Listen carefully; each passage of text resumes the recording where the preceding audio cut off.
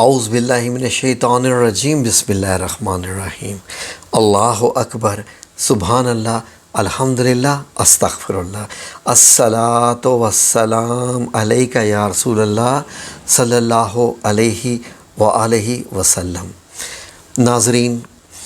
میں نے جب آیت الکرسی کا آپ کو وظیفہ دیا تھا پچھلی ویڈیو میں، تو میں نے آپ سے کہا تھا کہ یہ قرآن کریم کی سردار آیت ہے، تو اس کا جو وظیفہ ہے وہ بھی سردار ہے، اور انشاءاللہ باذن اللہ تعالیٰ کسی کی بھی کوئی بھی کسی قسم میں کوئی رکاوٹ، کوئی بندش، کوئی بھی ایسا معاملہ ہے وہ جادو وغیرہ سب کچھ دور ہو جائے گا۔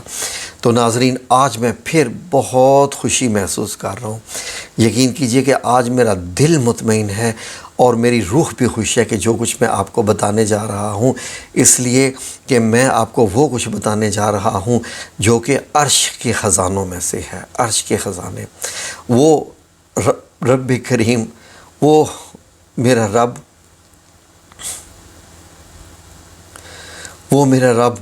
جو ہمیں جب تھوڑی سی دولت عطا کرتا ہے تو ہم پھولے نہیں سماتے، ہم کبر کرنے لگ پڑتے ہیں، ہم تکبر کرنے لگ پڑتے ہیں، ہم اپنے جیسا کسی کو سمجھتے ہی نہیں ہیں، ہم دوسرے کو حقیر جاننا شروع کر دیتے ہیں۔ ناظرین، وہ رب کریم جو اس کائنات کا مالک ہے، ہر چیز کا مالک ہے، خزانوں کی اس کے ہاں کیا اہمیت، روپے پیسے کی، سونے کی، چاندی کی کیا اہمیت۔ ناظرین، یقین کریں ناظرین کہ میں جب یہ دیکھتا ہوں قرآن پاک میں بھی جب میں پڑھتا ہوں کہ اس کو مطلب سونے اور چاندی کے، یاقوت کے محل، تو میں جانتا ہوتا ہوں کہ رب کریم انسان کو سمجھتا ہے کہ انسان بڑا لالچی ہے، انسان بڑا خود غرض ہے، انسان کو جب تک لالچ نہیں ہوگا وہ اس طرف نہیں آئے گا۔ اسی لیے کبھی رب کریم نے جو ہے وہ دودھ، شہر کی نہریں، پھر اس کے بعد مردوں کو حوروں کا، اور اس کے بعد کیا کیا، اور پھر جناب ایسے سونے چاندی کے محلات اور یہ وہ وغیرہ، تو یہ ساری چیزیں ناظرین، یہ تمام ایک قسم کا لالچ ہوتی ہے۔ ناظرین، یہ تمام چیزیں لالچ کا حصہ ہے ناظرین، اور جو ہمیں اللہ رب العزت، صرف اللہ کیونکہ چاہتا ہے کہ یہ مجھ سے رابطے میں رہیں، یہ مجھے یاد کریں، تاکہ میں انہیں یاد تو کرتا ہوں، میں بھی انہیں یاد کروں، تاکہ میں ان کو بخش دوں، تاکہ میں ان پہ رحمت کروں، تاکہ میں ان پہ بابرکت طریقے سے رزق نازل فرماؤں، اور میں ان سے خوش ہو جاؤں، یہ میرے ساتھ جڑے رہیں، یہ شیطان کی بات میں نہ چلے۔ تو ناظرین، یقین کریں کہ عرش کے خزانوں کی میں بات کر رہا تھا، تو عرش کے خزانوں میں سونے چاندی کی بات نہیں کر رہا، یہ تو مال ہی کچھ بھی نہیں ہے، اس کی کیا اہمیت ناظرین۔ وہی سونا چاندی اسی کو چھوڑ کے دنیا میں سب چلے گئے، اپنی سونے کی چاندی کی بھری ہوئی دیگیں اور بڑے بڑے محلات چھوڑ کے چلے گئے۔ فرعون کے محلات دیکھیے، کسی اور کے بھی دیکھیے، سب لوگ چھوڑ کے چلے گئے ناظرین۔ کیا چیزوں کی اہمیت ہے، لیکن ظاہر ہے کہ زندگی گزارنے کے لیے یہ چیزیں چاہیے۔ ظاہر ہے کہ پیسہ ہوگا تو میں بچوں کو تعلیم دلوا سکوں گا، ظاہر ہے کہ پیسہ ہوگا تو میں بچوں کو اچھے کپڑے پہنا سکوں گا،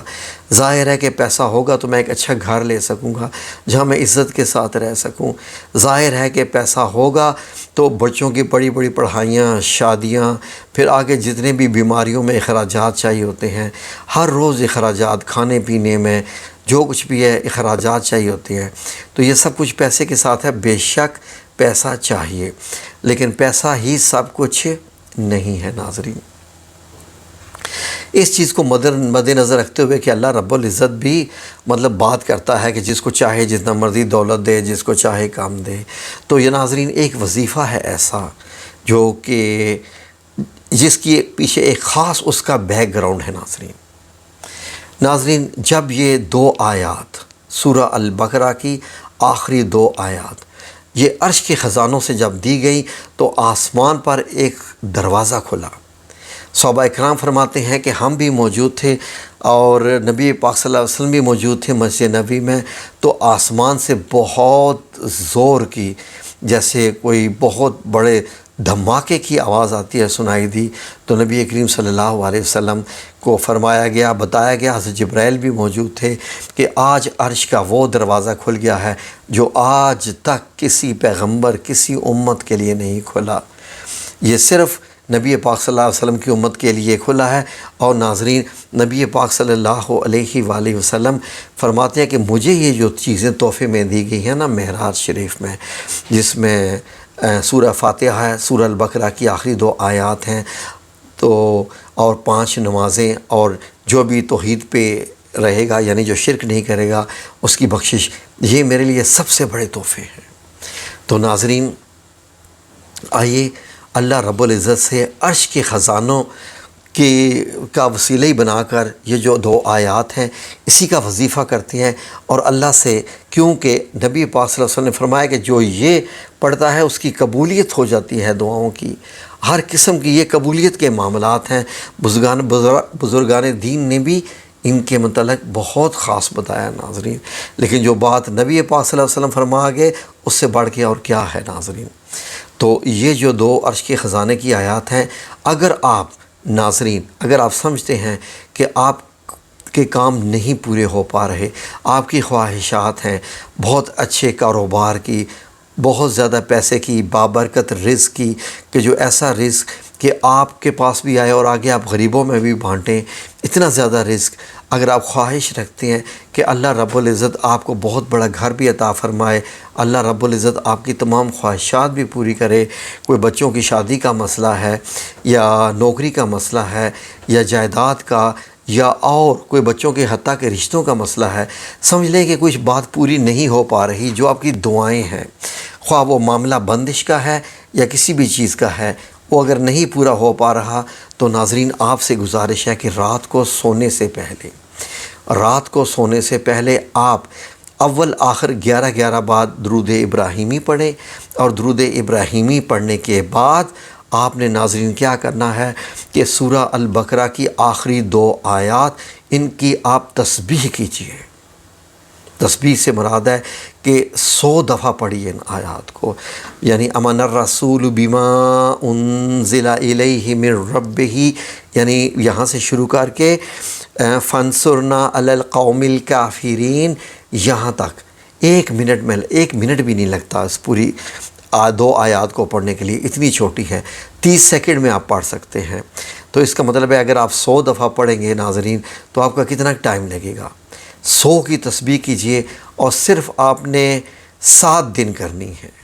7 دن کر لیجئے، 7 دن ان کی تسبیح کر لیجئے، اور اس کے بعد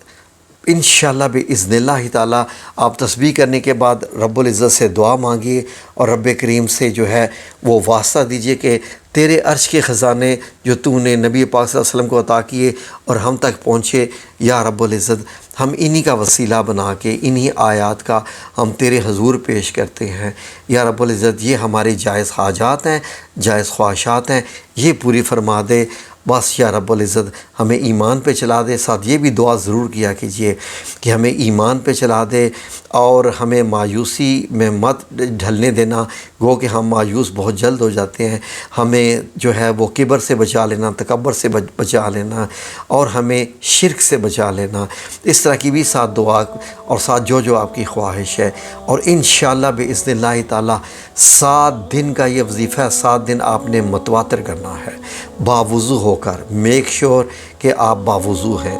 اگر کوئی خواتین جو ہے وہ سمجھتی ہیں کہ نہیں کر سکتی، تو جب وہ وضو میں آ جائیں وہ اس وقت یہ عمل شروع کریں، اور اس وقت جب یہ عمل شروع کریں گی تو انشاءاللہ باذن اللہ تعالیٰ اللہ رب العزت ضرور سنتا ہے اور آپ کو سب کچھ عطا فرمائے گا انشاءاللہ۔ میری دعا ہے کہ یہ آپ کے لیے بابرکت ثابت ہو جائے، آمین یا رب العالمین برحمتک یا ارحم الراحمین۔